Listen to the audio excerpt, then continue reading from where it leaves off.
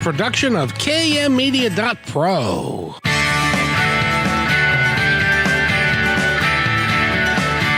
Welcome back to Positive Talk Radio.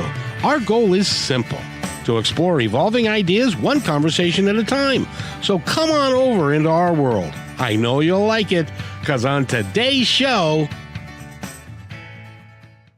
I'd like to welcome everybody to Positive Talk Radio. It's a Monday afternoon, and I hope everybody is well.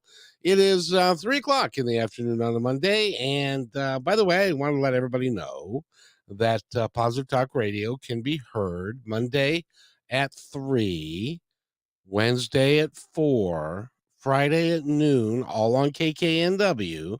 And then if you miss any of those, we do have another show that we run at 3 o'clock in the afternoon on Friday, and that is on Kixie, 880 a.m. So we're on Monday, Wednesday, Friday. So you can catch us at any time that you want to. And today, I hope to have a really good author and guest, and she's going to talk about what's it like to be 70 plus and living your dream and living your best life. But before we go there, I want to talk to Eric for a moment. Eric, how are you today?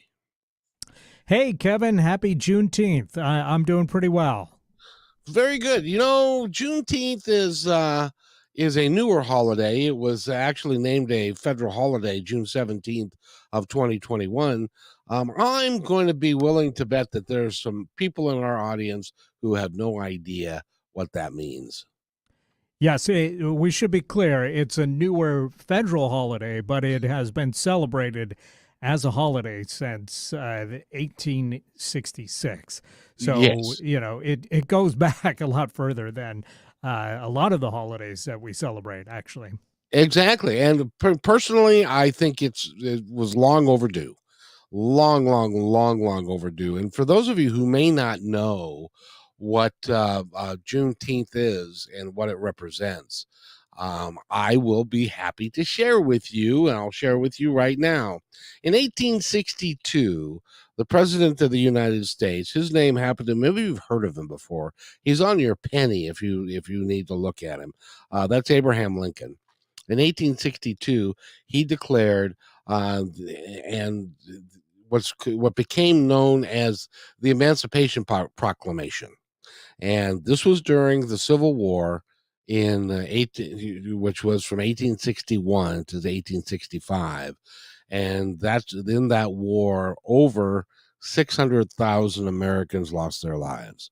And the primary reason for that was the fight over slavery. And so in 1862, he wrote and signed the Emancipation Proclamation, which essentially outlawed slavery and freed everybody in the country. Unfortunately, in 1862, they were in the middle of the Civil War. So there were parts of this country that, even though it had been outlawed by the President of the United States, the southern states did not adhere to that. And so consequently, it wasn't until 1865 when the federal troops went into Galveston, Texas in 1865 to take control of the state, which was the last state that was run by the Confederacy. And they pronounced everybody in the country from that day forward would now be free people, and no one could own another human being at all. I'm so sad that 600,000 people had to lose their lives in that whole issue, but I can't imagine. And Eric, you're back with me. I just can't imagine one human being owning another human being. I just don't understand how that ever could be, but it did, and yep. I'm so happy that it's gone now. Same. Yes. Hard to argue with that, isn't it? Absolutely, yeah. You're not going to hear a lot of pro-slavery argument from me, that's for sure. So if you're wondering, that Juneteenth should be celebrated by every American because we're moving forward, and it doesn't matter what your race is, what your who you love, what color you are. We should all celebrate the fact that that was one step closer. Not that we've got there yet, but that was one step closer to freedom for everyone. Well, that's it exactly. I mean, what is America about if not freedom? And what, what more uh, could you do to create freedom than, abolishing slavery and making sure that everybody got that message? I mean, that's the ultimate freedom holiday, if you ask me. Me too. Me as Yeah. well. And And we were still free under the British. We just didn't, have the representation, that we wanted, and that's a huge difference than, being actually owned by somebody. Exactly. And Yeah, we were it was not a very good time in my opinion for our country, and agreed. I'm glad that it is over. I wish that we would look at it as it was, which was a rebellion against the United States of America, and that we had to go to war over this issue primarily. There were some other issues, but over this issue primarily to get it rectified. And I'm glad that we did that. And and having said that, there are other dates that come to mind for me, and one of which is in the 1920s. I don't have the exact date, but women were not allowed to vote until the 1920s. That's right. And there are some people that would still like to have it that way, but it's not. Yeah, It's you talk important. about taxation without representation. Boy, no kidding. Half the country, or more than half the country, could not vote. I mean, insane. And it's and to this day, the women still make less than men do in a lot Yep. of cases. And that's, by the way, if you have any quibble with that, that is fact. Go look it up.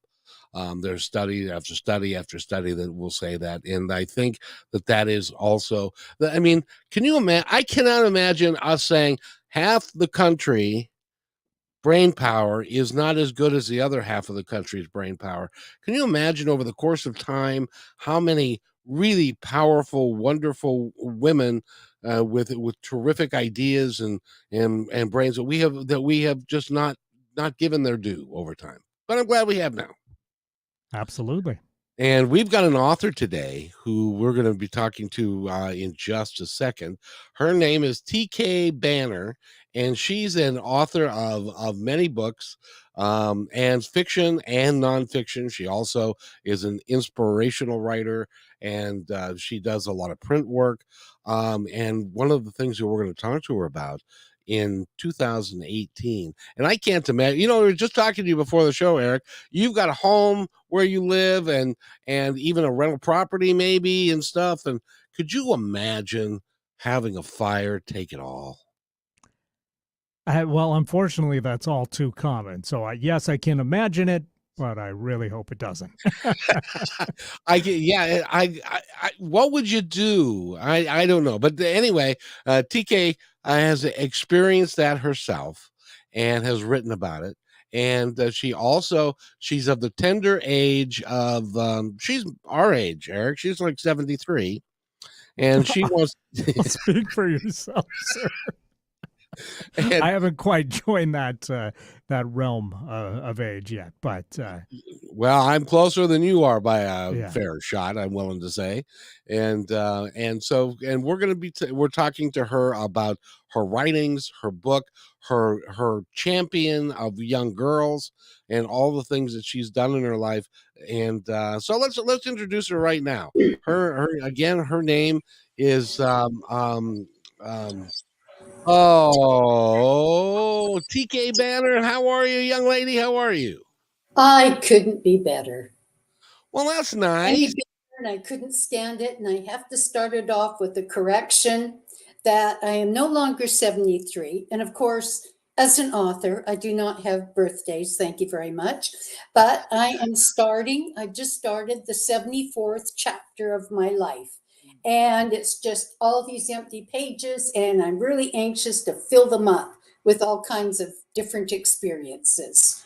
I love that sentiment exactly because I believe that every day we get to start anew. It doesn't happen what happened yesterday. That was yesterday. We can't guarantee that what's going to happen tomorrow, but today we can fill our lives up with whatever we choose to and enjoy it to the fullest extent that we can. And I know that you are a strong proponent of that. Well, yeah, it's all about living in the moment. And I heard it said just a couple of weeks ago that uh, life is nothing but just a series of moments, because that's all we've got is each moment. So you just cherish it as much as possible. Very cool. And by the way, happy birthday, by the way, no matter Oh, when it was. happy 74th chapter, the beginning of it. Yes. Exactly. And it's going to be a fulfilling chapter that's going to talk about you're going to do all kinds of wonderful things. Matter of fact, your story is really incredible. You went back to college at the age of 40 and you got your master's degree, and you're a teacher and you're an author. And what is it, do you think, for those of us that may not feel like they're motivated to do great things, what is it that motivated you? Oh, it's going to sound crazy, but it was like waking up. I talk about having dark years of my life, and I'm very candid about this because I look at negative experiences happen for a reason. And that during the late 20s and 30s, I was very emotionally insecure. And I made so many bad decisions regarding relationships in men and self sabotaging with jobs. And it was like one morning I woke up and I was 39 and thinking, I don't have anything to show for my life. And so it was just one baby step where I've always wanted to write. And in fact, I'm just editing now my latest book called I Got Class, From the College to the Classroom and Beyond, and talking about how I went back to college and fell into it by mistake, where I thought I was taking a writing class for authors, but it turned out to be a very basic English class, a grammar class, which I could have done in the sixth grade. But Kevin, I had a professor and I had a counselor at the college who recognized something in me to keep me going. And at that time, I didn't even drive a car. I was afraid of driving. So just step by step with the help of others. And this is why I am so inspired to help other people to overcome their fears, that yes, you can do it. It's amazing to me because the person that is sitting in the space where you're sitting at today is so different than that person was when you were younger. And is it because that there came a point in time for you? And I believe that it happens to all of us. Whether we choose to act on it or not is a different question. But I think that all of us come to a point when we say, you know, why am I really here? I'm not going to be here forever, but what am I here to do? What do you find that that was kind of the question that you had? In a way, yes, but it was just that I figured that I had nothing to show for my life at that time. I used to joke around with my counselor with I could go on the Johnny Carson show, and he'd say, "Well, Terry, why are you here?" And I'd say, "I'm the only person in the world who can't do anything. I can't draw, I can't dance," and using all the can'ts. And so it was that old expression, I'm sick and tired of being sick and tired. It was just that I call it my readiness stage. Everybody needs, you can counsel them, you can talk to people to leave their abusive boyfriends, husbands, whatever, until we reach that readiness stage where we say, okay, enough. I've got to do something. It's an amazing moment in time, and I think Yes. it happens to a lot of us. Some of us, however, take it on what everybody else thinks and we listen to the wrong people, and so we don't follow through with what we really in our heart want to do. And I know that you are a heart driven, heart centered person, and so it's important for you to follow your heart, isn't it? Oh, definitely. I mean, what else is there? I mean, we only have this. We've heard this expression too. This is life is not a dress rehearsal, and it's to make every moment count. And I just, my expression, I've used this over and over again with my students who are afraid to do anything, or even people in their 70s who are afraid to do anything. So I just take them by the shoulders and I go, I had this interview years ago, and they asked me the question of what I wanted on my tombstone. And I said, she did. It's as simple as that. I don't want to be in my rocking chair when I'm in my 90s. Oh, I wish I'd have gone back to school. I wish I'd have done that. The saddest thing in anybody's life is to have those regrets. Because if you try, you can't fail. You can go, at least I made the attempt, and at least I can be a role model for the next person coming up. And at least I can learn from that. I was reading something just the other day, and they were talking about financial matters, and when you turn 65, and when you're old and you're 65, and you're getting retirement and stuff, and they were talking about it. They were talking about it like that's the end of your life, and then Oh, you're just going to fade away, and you might have a, uh, uh, a fixed income, and then you're just going to slowly just fade away. That's not how you view life at all, is it? oh, no, no. That is the furthest thing from my lifestyle, from my beliefs. And the thing is to be surrounding yourself with thrivers. Those are the people who are out there. I know people, there's this lady, Maggie, who comes around in a wheelchair to the swimming pool every day and does about 20 laps. I've got one man in my writing class who's in his 80s, who's just writing poetry for the first time. I'm meeting so many friends down at the gym. I even hired a personal trainer, I'll have you know, last week. Good And for we are you. having so much fun doing the weights and learning all these different machines. And it's a time of learning different things. We have all this so called time. But even before that, we always say, oh, I'm going to have this time. I'm going to do this and I'm going to do that. People don't do it. We are in a generation of wastefulness. We waste so much time. And that's, as I said earlier, leads into the regrets. And we've got all this time right now to learn different things, to join clubs. And the most important thing is to have connections. Kevin, we've lost the face to face laughter, connecting, helping one another. Those are the key things. And Deepak Chopra and Dalai Lama keep saying compassion is what will keep us going. And there's no time like the present just to help each other, enjoy life, enjoy what you loved doing as a kid. You're too old to care about what other people think of you, so you might as well just do it. I mean, come on. And then you find out, oh, I wasted all that time because they weren't even thinking about me anyway. So you might as well do what you want to do. Isn't it interesting that it seems to me that it takes a while being on this planet and going through life and the ups and downs and the experiences that we all have before you kind of get an idea and get your feet on the ground and figure out that there's more. There's more, and you can do anything that you want to do. All you have Thank to you. do is choose it. Yes, yes. Make that first step. Yeah, if you can just make that step, and it's the hardest one. Once you get that, it's just one step in front of the other. And I always use the analogy when I hear my ex-students going, oh, Fitz, I can't do this, I can't do that. And I tell them, imagine if you're a baby. A baby wants to crawl, a baby wants to stand. We don't sit there and go, oh, the baby fell 50 times. It's just innate in the baby to stand up. It's innate in us to want to do better.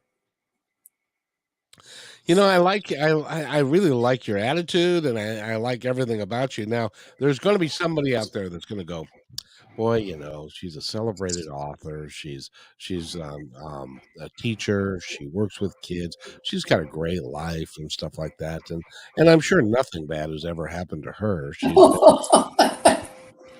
But I want to ask you about, because I honestly don't. Before you got here, we were talking about Juneteenth, and I said one of the things in my life that I can't imagine is one human being owning another human being, and another thing that I can't imagine is leaving your house one day and coming back to a pile of ashes. What is that like? Oh, sometimes there's no words to describe that feeling. I mean, like the morning before the fire. I mean, it's just so vivid in my mind of bringing the coffee out to my fiance, sitting on the beautiful deck we just built. We'd only lived up there for a few months. And I remember looking up and going, "Oh, there's a little bit of red over there." Well, we're near the forest area. That's, okay. And then escaping on the bus, the horror story with that, with the children. But it was 2 days later. My son-in-law worked with the firefighters, and I remember sitting in the restaurant and him saying, "I'm sorry, but your house is gone. It's there's just nothing there." And I just sat there in the middle of the restaurant in just total shock.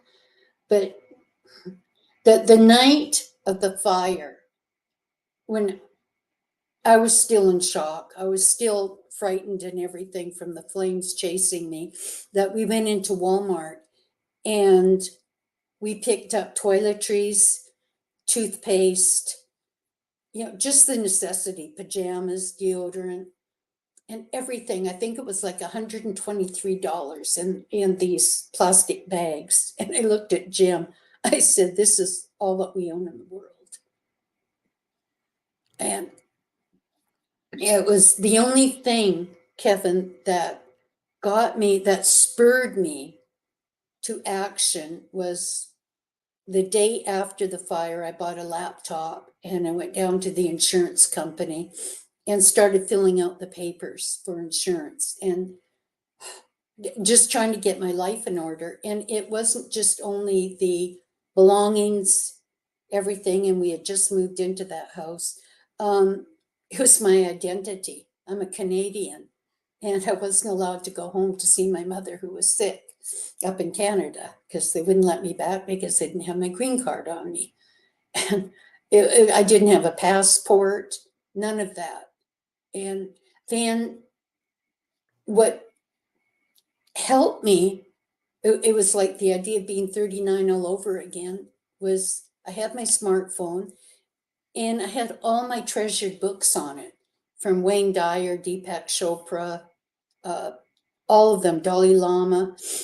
And I realized I had those, and I remembered Deepak Chopra writing, "Knowledge is useless unless it's applied." And so I just started writing all my feelings and my nightmares and everything into my journals. And that's what transpired into the books. And that's when I tried to give book talks and help out other people to go from being a victim to a survivor. But then that all got shot down, along with my poor book sales, because the pandemic. I swear, I had this one blog going, Kevin, and I've got a sick sense of humor, where every blog was set to music. I fell into a burning ring of fire. And how the flames kept chasing me. I had to put my cat down. Ended up in the hospital, double pneumonia. I had a drunk driver drive into my house at night. A hit and run driver fly into my new home after the fire, after we relocated. No. You're not going to tell me that you went to the insurance company, you figured all that out, you built a new house, and then a drunk driver hit you in the house. Yes. I get a job and end up with double pneumonia. And then my eyesight starts going. And I gotta get out of here. I gotta go back down to Southern California where I want to go. So my eyesight start going. So I had to fight to get a good doctor. I found out I had a huge aneurysm growing in my brain. So they Oh, rushed me to the hospital, and I got all these great little coils going. So that's when I started writing down here of I ain't crazy, it's all in my head. oh, you are phenomenal. And the more I learn about you, the more phenomenal you are. I got to tell you, I joke that I went through a bad country music song period. So did you. Yeah. But I'm not alone though, Kevin. I mean, what I try to tell other, victims is I went out and I found a map and it had all these little red dots all over the United States where all the survivors relocated from Paradise, California, where those of you who are listening, that's where the fire was. And when you look at that perspective of the thousands of little dots all over the country, Kevin, I'm nobody special. When you use the terms like Miguel Ruiz said, don't take it personally. God didn't say, okay, Terri, this is on you. This was on everybody. And if you look at the fire, it could be a flood, it could be an earthquake. It's Or all of us individual have to get through. We have to get past it and get out of that stuck stage. And we don't have a choice. We've got to move on with our life.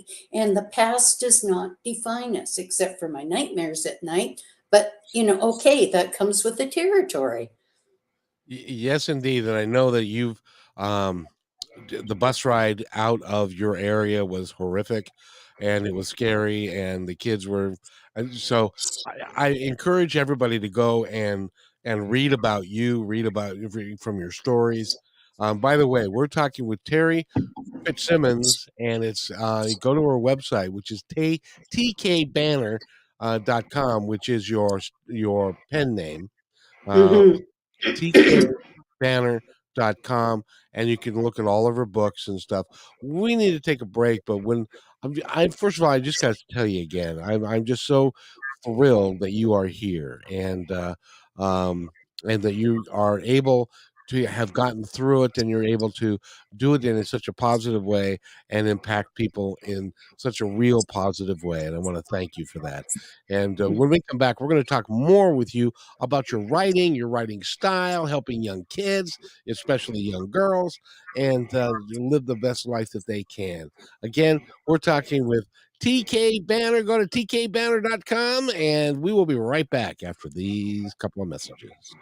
Hey, PTR loyal listener. First, thanks for being in my dream.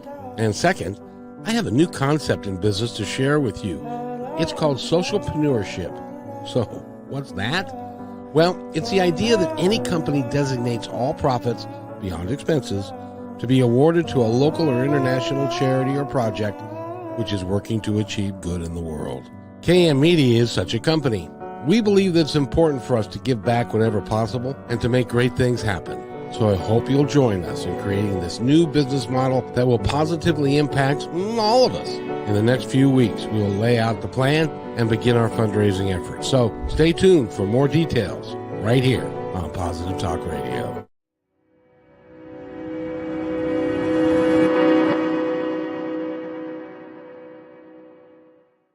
When you want to say more than words communicate, you can with flowers. Your custom boutique floral studio in Bothell, Washington is anaturaldesign.com, connecting you to nature through the language of flowers. Where your people are is where our flowers are beautiful.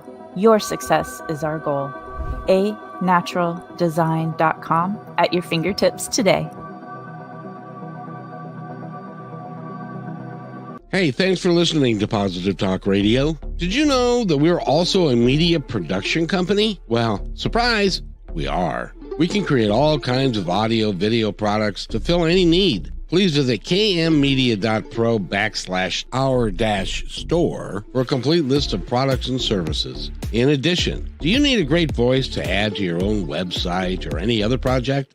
I know that we can add depth and quality to your work. I've been told more times than I can count by many professionals in the business that my voice adds to the quality of the presentation. So let me create something for you. Please contact me at kevin@kmmedia.pro and let's create something great.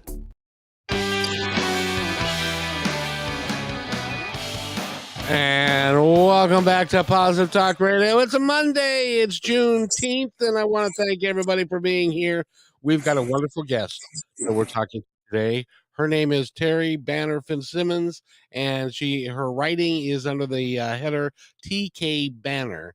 And go to tkbanner.com, and you can find out all about her and her work. She's done fiction. She's done nonfiction. She has inspirational thoughts. She's a very spiritual individual, and has met people like Deepak Chopra and Wayne Dyer. Terri, did you ever meet Neil Donald Walsh? No, I haven't met these people, just except through the videos and books. Oh, very cool. Because I had the opportunity to interview some of these folks, and they all have this energy about them like you do. I don't know if anybody's ever said that to you, but you have got this energy about you that you are not going to let life defeat you. You're going to take every day as it comes and do the best day you can. And at the end of the day, when a drunk driver runs into your house, you're going to smile about it at one point, because it's at some point it's kind of funny, I think. Yeah. Okay. There was, when I used to love listening to Wayne Dyer, and Yes. here's our great philosophy on life. He was telling the story of how he was in the swimming pool. This must have been years ago because his kids were little. And the little girl jumped on his stomach and says, "Daddy, Daddy, sing to me our song." And it was "Row, row, row your boat," as we all know, all the words to that. So he wondered as he sat by his desk, why do we resonate to that? You know, the way our spiritual leaders go into things that are repeated over and over again. There has to be a deep meaning. So here's our take on life, Kevin. Row, row, row your boat. Whose boat do you row, Kevin? You don't row your dad's boat, your mother's boat, your wife's boat. You row your own boat. Row, row, row your boat. How do you roll it? Gently. You don't row it harshly, forcefully. You row, row, row your boat. Where? Upstream. I mean, row, yeah, right. Row, row, row your boat gently down the stream. You don't go up there merrily. Why? Because life is but a dream. So, isn't that wonderful? That is. And I don't know if you heard in the first commercial that I played, I say, "Welcome to my dream," because this is my dream, and Yes. people are welcome to enjoy it and enjoy the people that I get to talk to and stuff. It's really is, for me, it is the joy of my life, and it makes it work for me. For you, it's being an educator and working with young girls and doing what you do. How does that manifest itself today? Oh, well, this is my entire life right now is, okay, I survived, and I don't know, there is a name for it, the near-death experience, and I'm not even going to go there because I wasn't near death. But the idea that you said it earlier about having a purpose in life. And when I watched a video with Dalai Lama and Tutu before he died, and if you could just listen to those two men laugh, if you're depressed, a total belly laugh. And what they were talking about, Dalai Lama has actually done the research where if you have compassion and you're helping people, that leads to longevity. That leads to better physical health, emotional health. So maybe I'm just being very selfish, because if I go out helping other people, geez, maybe I'll live longer and I'll be happier. Well, and I gotta tell you, Terry, that in one sense, I kind of disagree with you because um, when you talk about near death experiences, the total of what a near death experience is that somebody kind of dies and then they have an experience on the other side, then they come back. Yeah. You your entire life was destroyed right in front of your eyes. Uh, Mm-hmm. as you were sitting in that cafe, and your son-in-law said, "Your house is gone, and all of your belongings, your green card, everything that you needed to carry on in this world was gone." And you resurrected it all. That's the beauty of what a near-death experience shows us is the people come back and they say, "I'm going to do my life differently than I ever did it before because I'm going to be kind to people and I'm going to take care of myself and other folks." And it's an important aspect, and you're doing it beautifully, and I'm so pleased for you. Thank you. And that was the impetus for my first book, Phoenix Rising from the Ashes, because Kevin, I am really a phoenix. Uh, who I was before the fire is literally buried in those ashes. When I went back a month later after the fire, I had all these ideas that you can go back. You know how you see on TV people, they find a photo album, they find a diamond ring or something. But the fire went by so fast that it just razed the houses on the cul-de-sac. I mean, there was nothing but just the ashes. There was nothing to salvage. But I was thinking that I'm buried in those who I was there, a very materialistic person. When I moved into that house, my biggest problem was I didn't have enough closet space to fit all my clothes and hats and shoes and jewelry and certificates and awards and blah, blah, blah. And poof, it was gone. I'm thinking that was my biggest worry. Okay, all right. So I found, I had to lose everything to gain everything. And I joke around that I'm in the greatest company with Dalai Lama, with the Buddha, with Jesus. You lose everything to gain everything. And you start up a whole new world. And Now, and Wayne Dyer again, I'm sorry to interrupt, but I'll forget it because I have a short-term memory loss. Wayne Dyer said, if we are defined by what we own, then geez, what happens if we don't own it anymore? That's really scary. yeah, there is a comic named George Carlin. I don't know if you're familiar with Oh, him, of course, of course. and he had a skit about stuff.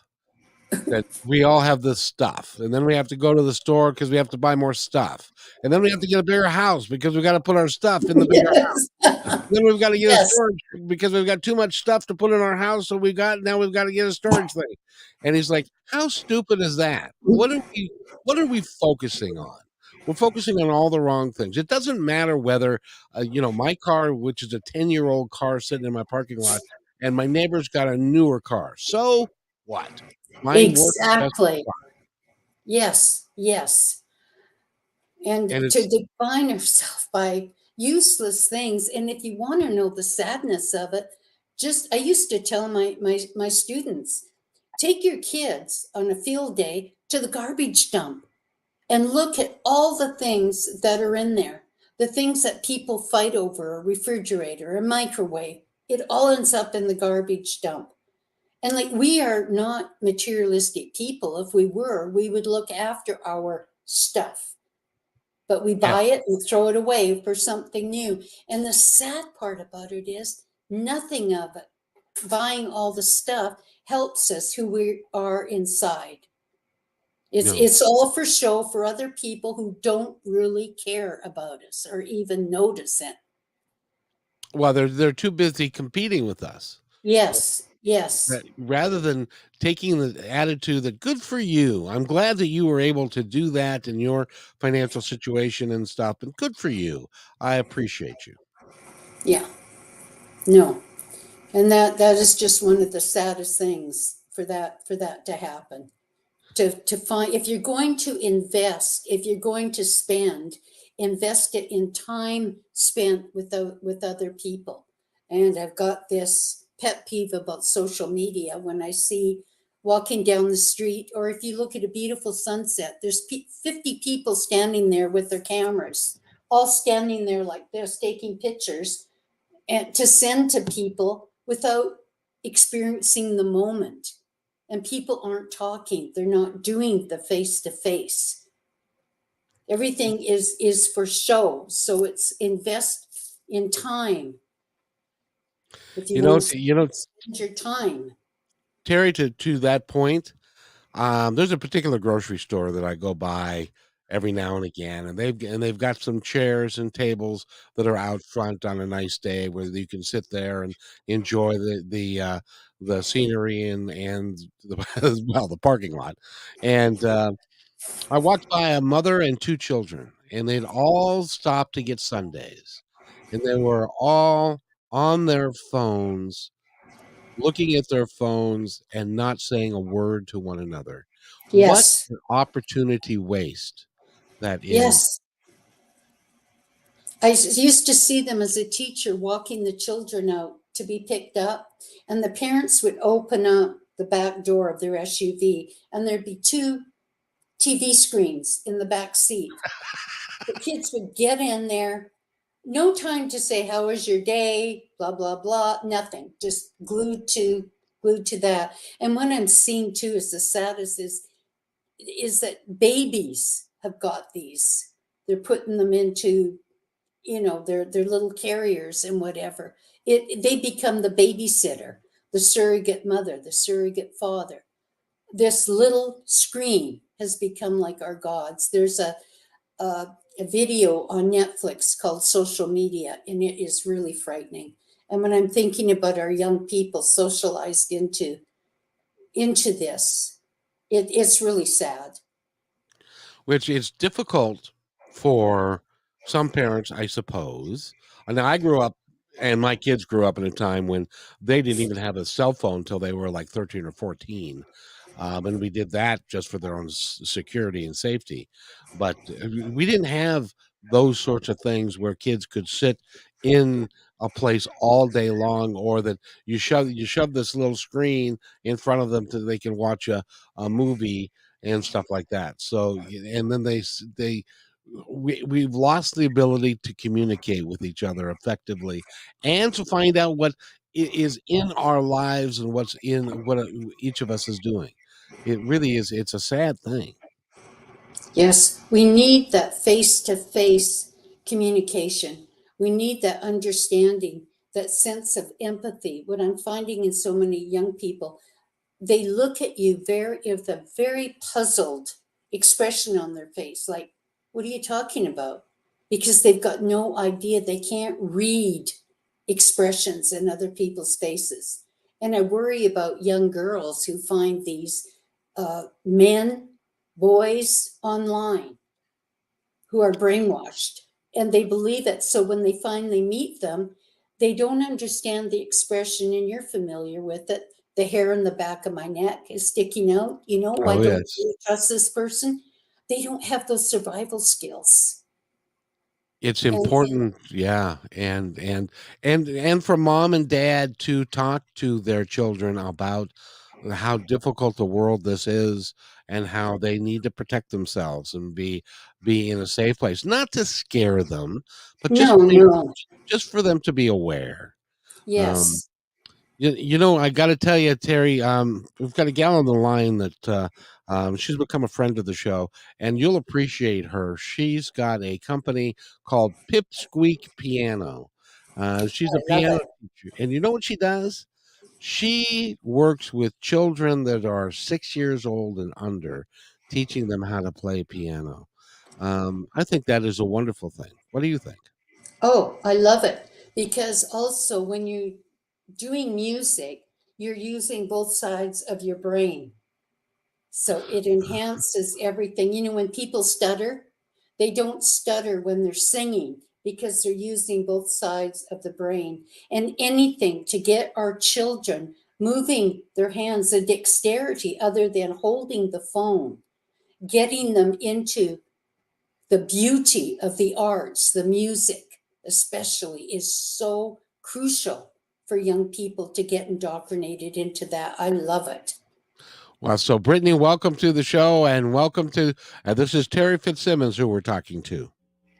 Hi, Terri. Thank you so much for having me, and thank you, Kevin, again, and thank you for what you said too. I just couldn't agree more. I think I actually let out a "that's right" while you were talking, but I just couldn't agree more with you, and that's been the purpose of my mission and what I'm out there to do. And just to spend another 10 seconds, a little more, I went and did a little market research and asked a huge group of big Facebook group of musicians, okay, what is the youngest age that you'll take into your lesson studio? And most of them will say 8, 7, 6, 7, 8.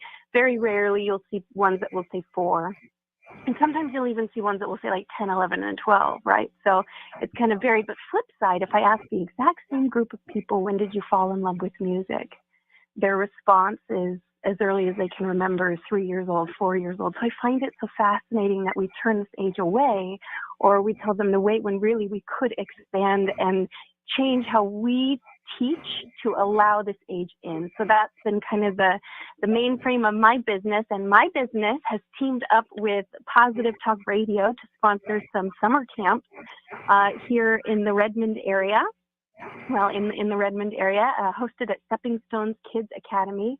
And these are weekend camps, all of the weekends, July through August. And every single weekend has a different theme. So in fact, it's not even just a weekend, it's every single camp. So we have 18 different themes that are all STEAM, and that's the new term for STEM. It's now called STEAM, which we very, very much love, because now it's science, technology, engineering, arts, and math. So we took that and made art camp, science camp, robotics camp, music camp, of course, nature camp, so many amazing things that we're doing. And we brought special guests like Woodland Park Zoo and Seattle Astronomical Society, King County Master Gardeners, and just so many others, Kids Quest Robotics and Science. So if you're looking for something fun to do with your kids that isn't staring at a screen, but will actually get them out and about with hands-on activities, with friends, and experimenting and learning new things and new valuable things that they could do, or new interests that they might have, please check out www.pipsqueakpiano.com. That's PIPSQUEAK, pipsqueakpiano.com. And if you scroll just a little bit down, you'll see Washington Summer Camps. And if you click that, it'll give you everything you need to know. And just for listeners on this show, we have a special discount going for anyone listening that if you type in PT Radio, that's PTRADIO, you'll get 20% off of all of the camps that you choose. And Brittany, I got to tell, because we're doing video here, I get to watch Terry's expression, and her expression was she loved. So tell me, Terri, what did you think? Oh my gosh, right up my alley. The book I'm writing, Brittany, is called I Got Class, From College to the Classroom and Beyond. And it consists of different snippets, my different teaching experiences. And one of them, of course, was girl power and encouraging girls to go out. And I have all these thoughts to ponder in my book about encouraging girls for the STEM program. I'm well aware of that. I work with AAUW to promote this program. And it's just so important. And one of my thoughts to ponder were you discouraged from carrying out careers that centered around mathematics or science? And how did that make you feel? And how can you make a difference? Could you be a mentor for these girls? And for doing it, the music at the young age, it only stands to reason, because research shows if we sing to our babies when they're in the womb, babies, adapt to that music right away. So what you're doing is absolutely phenomenal. I also want to say that they keep that in mind, ladies and gentlemen, as you're being around babies and pregnant women, that what you say and how you say it has an impact all the way back into the womb. So Yes. it's really interesting. And I love the fact that when you're talking about doing music, you're talking about using your left and right brain at the same time, which is a very important skill to have as you're moving forward in life. And I this is fun. I appreciate you both. Thank you. And also, just one other, the research shows that I did this with my behavior problem children, is you play Mozart in the classroom. You get the children to calm down if you want them to study. You play the music, you play the piano, and that's been proven to accelerate the learning process. So, yeah, it all ties in, everything. Well, if I can put an exclamation point on that, I have a 5-year-old granddaughter, and my son sent me a picture of her. They got her a little piano where she can sit on the bench and her feet can actually fit on the floor and stuff. And she is autistic. And so there are times when she has trouble focusing on stuff. Yet she can sit at the piano at 5 years old and play a tune as calmly and as efficiently as you Yes. please. It's an important thing. Mm-hmm. And so, Brittany, thank you for coming. Thank you for talking to us about this, because the summer camp, again, go over that information real quick. We're running out of time, but real quick, go over the information on how people can sign up for the summer camp. Yes, thank you guys so much. And Terry, I think you and I could probably spend a whole hour ourselves, but you can, let's do it. Let's go. You can go to www.pipsqueakpiano, that's PIPSQUEAK, pipsqueakpiano.com. And if you scroll just a little bit down that page, just one little bit, you'll see Washington Summer Camp's proud sponsor. You click that, we'll have everything you need to know, all of the FAQ, all of the links, all of the registration information, anything you would need to know right there. And then don't forget PT Radio for your 20% off of any camp you choose. And Brittany, by the way, Terri, is also, she's somebody who's leading her life in a big way. She's a piano teacher. She's also in a rock band. And so she's a singer and she's a songwriter, and she does all this really cool stuff. Go to limberlost.com if you want to find out more about her and the band, which would be great fun for you. But so, Brittany, thank you so much for coming on board. Thank you for having me. You're welcome. If you want to hang right there, you're welcome to. But we got to finish up the show, and I want to make sure that I give Terri, by the way, it's tkbanner.com. Go there, buy her books. She's got incredible stories. She's a terrific author. She's an award winner. And so go there and buy her stuff. And we've just got about a minute and a half, Terri. I would love for you to take that time and to tell our audience anything that you would like them to know. Okay, so here it is.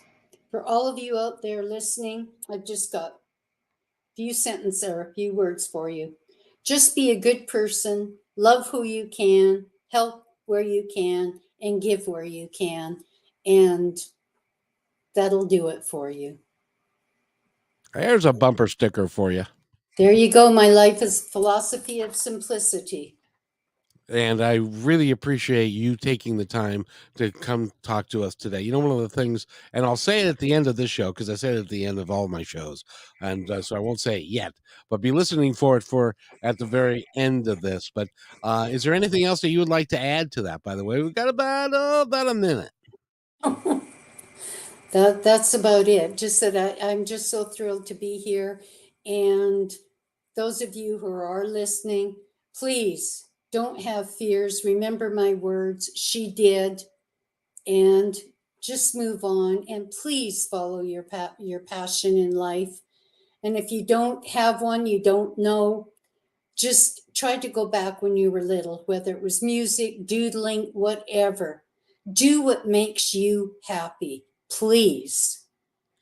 And Terri found us by Googling us on the big wide web. So I'm so grateful that you did find us, because you are the type of positive talk radio guest who I really enjoy having here. And I told you I was going to say something earlier, so I'm going to say it now. Be kind to one another because Yes. each other's all we've got. See you Yes. next time on Wednesday.